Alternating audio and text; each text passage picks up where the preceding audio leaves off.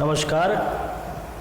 Class 12th business study का अपना topic advertisement को आगे बढ़ाते हैं और हमने अपने पिछली क्लास में डिसएडवांटेज एंड नीड्स समझा था। आज हम उसकी इम्पोर्टेंस समझते हैं कि हमारा एडवर्टाइजमेंट किस प्रकार से हमारे लिए महत्वपूर्ण है। देखिए, इम्पोर्टेंस को हमने 4 अलग अलग भागों में बांटा है। अलग अलग पर्सन के लिए अलग अलग उसकी इम्पोर्टेंस होती है। तो हमारे पास में जैसे 4 प्रकार से दिया है, निर्माताओं के लिए, उपभोक्ता के लिए, मध्यस्थों के लिए और समाज के लिए, कि आपका विज्ञापन एक प्रोड्यूसर के लिए किस प्रकार इम्पोर्टेंस रखता है, एक निर्माता के लिए किस प्रकार वो महत्व रखता है। तो महत्व के कुछ बिंदुओं को हमारे सामने स्पष्ट है और थोड़ा सा हम उसको पढ़ के समझते हैं। तो ध्यान से देखिएगा। सबसे पहला आता है निर्माताओं के लिए जो महत्व में सबसे पहली बात आती है प्रतिस्पर्धा में सहायक। देखिए, आज का युग कंपटीशन का युग है। आज आपने भी देखा होगा मार्केट में बहुत सारी ऐसी चीज़ें हैं जिसको एक से कई गुना ज़्यादा कंपनियां उसको बना रही हैं, और उन कंपनियों को बनाने के बाद, उन वस्तुओं को बनाने के बाद वो वस्तुएं मार्केट में लेके आया जाता है। जो कंपनी मार्केट में लेके आ रही है, बाय एडवर्टाइजमेंट मार्केट में लेके आती है, और उस एडवर्टाइजमेंट के बेस पे हर एक कंपनी दूसरी कंपनी का कंपटीशन करने में सहायक होती है। अपनी वस्तु को कितना अच्छे से अच्छे ढंग से लोगों को दिखाया जाए, लोगों तक प्रेजेंट किया जाए, तो एक एडवर्टाइजमेंट को हम बता सकते हैं कि कंपटीशन का पार्ट माना जाता है। सेकंड आता है विक्रेताओं के लिए मार्ग प्रशस्त करना। देखिए, विक्रेता क्योंकि जो आपका प्रोड्यूसर है वो डायरेक्टली कस्टमर को अपना गुड्स सोल्ड नहीं करता है। उसके लिए उसके बीच इंटरमीडिएट होते हैं, चाहे वो होलसेलर हो, रिटेलर हो, डिस्ट्रीब्यूटर हो, कोई भी पर्सन हो। उन पर्सन के द्वारा कस्टमर को गुड्स सोल्ड किया जाता है। तो ऐसी कंडीशन में जो माल बेचना है, उस बेचने से संबंधित जो सारी जानकारी है वो प्रोड्यूसर बाय एडवर्टाइजमेंट लोगों तक पहुंचा देता है। कहने का मतलब है उसकी पैकिंग है, उसकी प्राइस है, उसकी क्वालिटी है, उसका काम करने का तरीका है, वो सारी चीज़ें लोगों को पहले से प्रोड्यूसर बता चुका होता है। इसीलिए उसको बेचने में ज़्यादा परेशानी नहीं आती है। नेक्स्ट, मध्यस्थों की प्राप्ति। एडवर्टाइजमेंट करने से कंपनी को इंटरमीडिएट प्राप्त हो जाते हैं। मींस जैसे कंपनी ने अपना प्रोडक्ट मार्केट में लॉन्च किया तो उसकी एजेंसियां लेने के लिए लोग पहुंच जाते हैं, उसकी डिस्ट्रीब्यूटरशिप फ्रेंचाइजी वगैरह लेने के लिए लोग पहुंच जाते हैं, तो जो आपका होलसेलर है वो पहुंच जाता है। तो आपके प्रोड्यूसर को लोगों को ढूंढना नहीं पड़ता है कि मैं अपना माल किसके थ्रू बेचूँ। ऑटोमेटिकली लोग कंपनी तक पहुँच जाते हैं। नेक्स्ट आता है नवीन वस्तुओं के उत्पादन में सहायक है। देखिए, एडवर्टाइजमेंट करने से मार्केट की स्थिति पता चलती है, लोगों की डिमांड पता चलती है कि लोग क्या चीज़ चाहते हैं, तो उसके अकॉर्डिंग कंपनी नई चीज़ों का भी प्रोडक्शन कर सकती है। व्यवसाय का विकास, आपका बिजनेस डेवलप्ड होता है क्योंकि जैसे जैसे आप एडवर्टाइज करोगे लोगों को पता चलेगा, लोग ज़्यादा खरीदने के लिए प्रेरित होंगे, और जब सेल्स बढ़ती है तो ऑटोमेटिकली बिजनेस डेवलप करता है। उत्पादन में वृद्धि। देखिए, जब आप मार्केट में अपनी वस्तु को अच्छे से अच्छे ढंग से दिखाते हो, लोगों तक उसकी सारी जानकारी पहुंचाते हो, तो हर एक कोई व्यक्ति उसको खरीदना चाहता है, और जब कोई व्यक्ति खरीदना चाहता है, डिमांड बढ़ती है, तो ऑटोमेटिकली हमें अपना प्रोडक्शन बढ़ाना होगा। मितव्ययता। देखिए, मितव्ययी क्यों है ये इस प्रकार से? क्योंकि इसका जो प्रोडक्शन बड़े लेवल पे होता है। जब आपने एक बार एडवर्टाइजमेंट कर लिया तो, और वो एडवर्टाइजमेंट पर्टिकुलर किसी एक व्यक्ति के लिए होता नहीं है, हम उस एडवर्टाइजमेंट को होल लेवल पे करते हैं, बड़े स्तर पर किया जाता है। जब बड़े स्तर पर किया जाता है तो ऐसी स्थिति में हमारे पास डिमांड बढ़ जाती है। डिमांड बढ़ती है तो पर हेड जो एक्सपेंसेज आते हैं, प्रति इकाई जो अपना खर्चा आता है, वो काफ़ी हद तक कम हो जाता है। इसलिए इसको मितव्ययी कहा जाता है। अधिक लाभ। स्वाभाविक सी बात है, जब सेल्स बढ़ेगी, प्रोडक्शन बढ़ेगा, सेल्स बढ़ेगी तो रेवेन्यू जनरेट होगा, इसका मीन्स आपको प्रॉफिट बढ़ जाएगा। नेक्स्ट, ख्याति में वृद्धि। ये अपनी रेपुटेशन और गुडविल को बढ़ाती है। कैसे बढ़ाती है? कि आप जब किसी वस्तु को बार बार लोगों को दिखा रहे हो, लोग उसको देख रहे हैं और उसके बारे में लोग अट्रैक्ट हो गए, आपके यहाँ से खरीद के जा रहे हैं, उन्हें आपका सामान अच्छा लग रहा है, तो वो दूसरों को भी इस प्रकार की बातें करते हैं और इस तरह हमारी गुडविल इंक्रीज होती है। तो ये थे आपके प्रोड्यूसर के लिए इम्पोर्टेंस। दूसरा आता है बाय कस्टमर, कि एक कस्टमर के पॉइंट ऑफ व्यू से अपन देखते हैं तो आपका एडवर्टाइजमेंट किस तरह से इंपॉर्टेंस रखता है। सबसे पहला बात, शिक्षाप्रद। देखिए, एडवर्टाइजमेंट करने से एक कस्टमर या जो कंज्यूमर है उसे नॉलेज होता है उस वस्तु के बारे में, उसे जानकारी प्राप्त होती है, उसे कुछ सीखने को मिलता है कि हम क्या कर रहे हैं। क्योंकि कई ऐसी चीज़ें होती है जिसको उपयोग करना भी नहीं आता है लोगों को, मार्केट में वस्तु है लेकिन वो यूज़ कैसे की जाती नहीं पता होता है। तो ऐसी स्थिति में एडवर्टाइजमेंट देखने से, उसका विज्ञापन देखने से व्यक्ति सीख जाता है, एक शिक्षा प्राप्त करता है, इसीलिए इसको एक शिक्षाप्रद कहा गया है। समय की बचत है। देखिए टाइम सेव हो जाता है। कैसे टाइम सेव होता है कि जब हम किसी वस्तु के बारे में पहले से जानते हैं, उसी वस्तु को हमने एक बार नहीं 10 बार देख लिया है, जब हम उस वस्तु को 10 बार देखा है तो अपनी जो मेंटलिटी होती है वो पहले से फिक्स होती है कि हाँ जब हम मार्केट जाएंगे तो यही वस्तु खरीदेंगे। वहाँ हम ऑप्शन क्रिएट नहीं करते हैं। जब एक कस्टमर किसी वस्तु को देखकर अपने आप को सेटिस्फाई करके जाता है कि मुझे मार्केट जाके यही चीज़ खरीदनी है, तो टाइम वेस्ट ही नहीं होता, डायरेक्ट जाओगे वहाँ से खरीद लोगे। दूसरी बात, एडवर्टाइजमेंट में ये सारी चीज़ें दिखाई जाती हैं कि आपको ये सामान कहाँ मिलेगा, उसका होलसेलर कौन होगा, रिटेलर कौन होगा, डिस्ट्रीब्यूटर कौन होगा, तो आपको उसको ढूंढने में ज़्यादा समस्या नहीं होती है क्योंकि आपने वो सारी चीज़ें देख रखी है, तुरंत उस ऑफिस पे जाके पहुँच जाते हो। क्रय में सुविधा, जस्ट यही बात, आपको खरीदना है, जिस कंपनी ने प्रोडक्ट लॉन्च किया है उस कंपनी के डिस्ट्रीब्यूटर, होलसेलर, रिटेलर सभी आपको उस एडवर्टाइजमेंट में पहले से क्लियर होते हैं कि ये हमारा सामान आपको इस स्टोर में मिलेगा, ये हमारा सामान इस होलसेलर के पास मिलेगा, इसकी ये प्राइस होगी, तो आपको ज़्यादा परचेज करने में दिक्कत नहीं आती है। जीवन स्तर में सुधार, देखिए लिविंग स्टैंडर्ड आज लोगों का बढ़ेगा और बढ़ रहा है।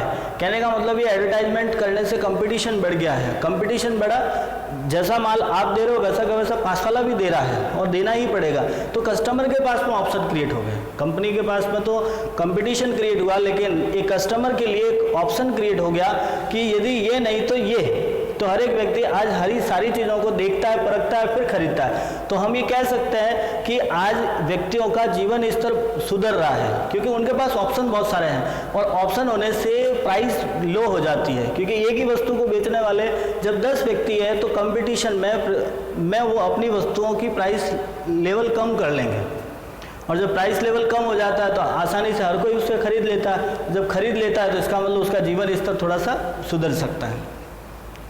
उत्तम किस्म की वस्तुओं की उपलब्धता, देखिए हाई क्वालिटी की गुड्स अवेलेबल हो जाता है। ऐसा क्यों होता है? क्योंकि जब एडवर्टाइजमेंट किया जाता है तो उस पर सभी लोगों के सामने अपनी वस्तु के बारे में दिखाया जाता है।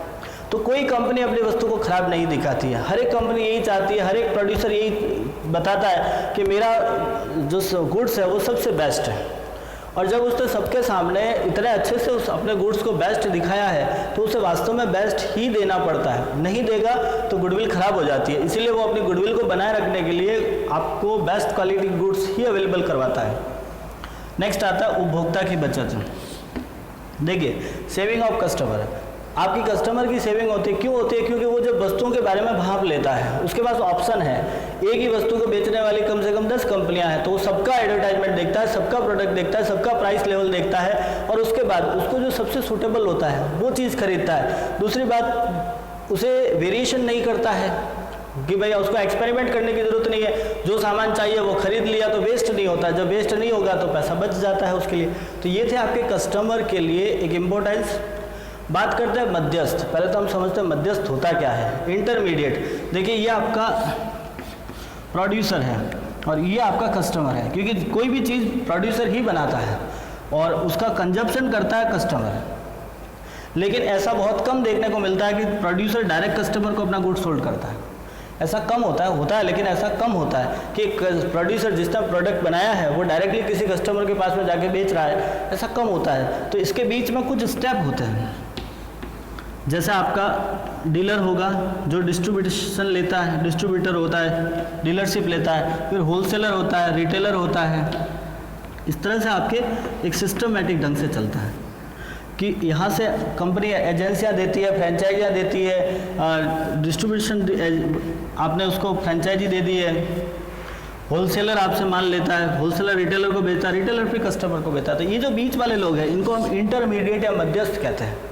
तो मध्यस्थों के लिए विज्ञापन किस प्रकार से इंपॉर्टेंस रखता है? देखिए हम एक कस्टमर लेवल पे काम करते हैं। आज हम अपने आप को कस्टमर समझते हैं, तो हम जहाँ से माल खरीदते हैं वो एक रिटेलर होगा, हो सकता है वो एक होलसेलर भी हो, लेकिन डायरेक्टली होलसेलर से हम नहीं खरीदते, हम एक रिटेलर से माल खरीदते हैं। तो रिटेलर के लिए एक एडवर्टाइजमेंट किस प्रकार से इंपॉर्टेंस रखता है वो आप समझिएगा। सबसे पहले निर्माताओं से संपर्क। देखिए आप जिस कंपनी का माल बेच रहे हो एडवर्टाइजमेंट में आप उस कंपनी से जाके डायरेक्ट कांटेक्ट कर सकते हो कि मैं आपका माल बेच दूंगा। एजेंसी लेनी है, फ्रेंचाइजी लेनी है, डिस्ट्रीब्यूटरशिप लेनी है, डीलरशिप लेनी है, तो सब कुछ आप डायरेक्ट कंपनी से जाके कांटेक्ट कर सकते हो।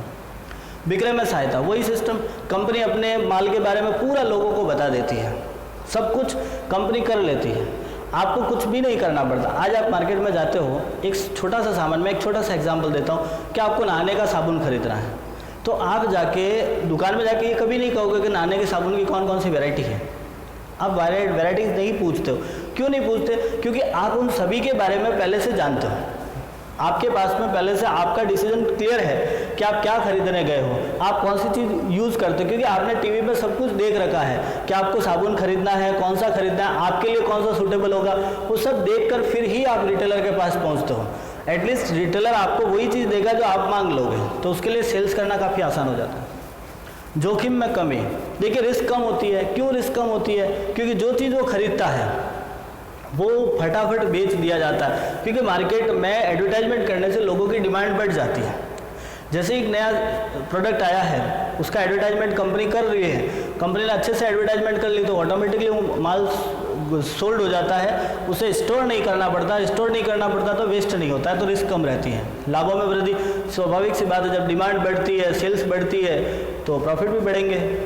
नेक्स्ट, अस्वस्थ प्रतिस्पर्धा का अंत। देखिए अस्वस्थ, जो कुछ ऐसी कंपटीशन होती है, जैसे मान लीजिएगा आपके मार्केट में एक ही चीज़ बेचने वाली बहुत सारी कंपनी है, तो उसकी जो प्राइस वगैरह है, जो आपके मार्केट में मान लीजिए डेटॉल का साबुन बेचने वाले मार्केट में 10 दुकान है, तो डेटॉल का साबुन एक जो पहली वाली दुकान जिस रुपये में बेचेगा वही पास वाला भी बेचेगा। उसका कारण ये है कि उसकी रेट तो कंपनी डिसाइड करती है, रेट कंपनी ने डिसाइड करके पब्लिक को रेट पहले से कंपनी बता चुकी होती है कि इसका इतना पैसा होता है, तो जो आपका रिटेलर होगा वो उसमें रेट ऊपर नीचे नहीं कर सकता, एक्स्ट्रा कंपटीशन वो क्रिएट नहीं कर सकता है।